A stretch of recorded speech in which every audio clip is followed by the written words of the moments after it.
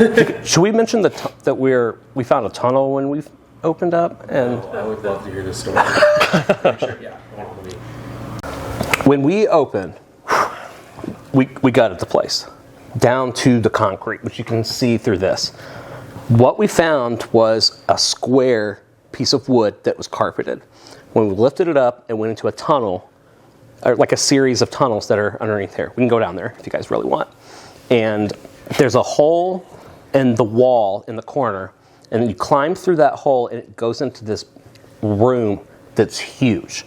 It's very House of Leaves. It's way too big for the space above it. What it is it's an old Prohibition tunnel.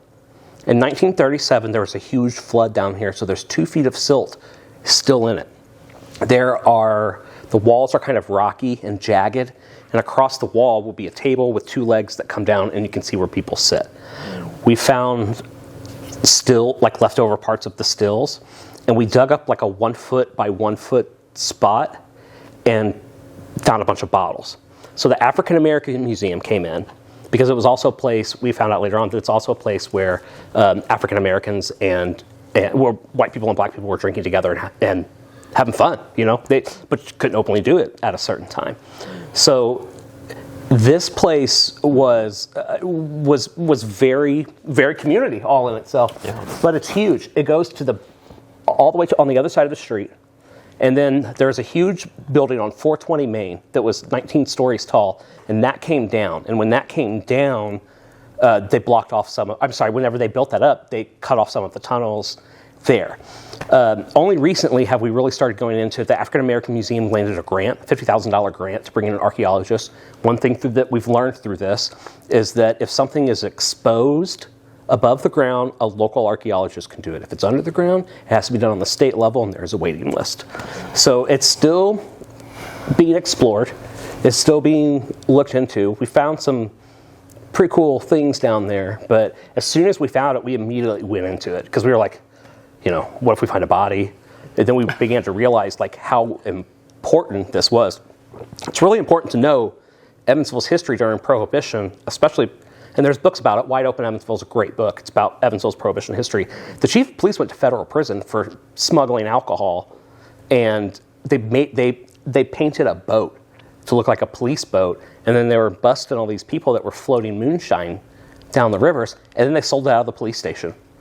And then they got busted. They went to federal prison. They got out of federal prison. 2 of them went back to becoming cops. One of them started doing construction. This building was built around that time. This is all speculation. This building was built around that time, and there's nothing on paper about when this spot was built. We know that these are outside walls because of chimney exhausts and things like that. So we have no idea what even happened. So that tunnel might have been an outside exit or entrance at one time that people went into. Maybe it wasn't. Maybe it was part of that.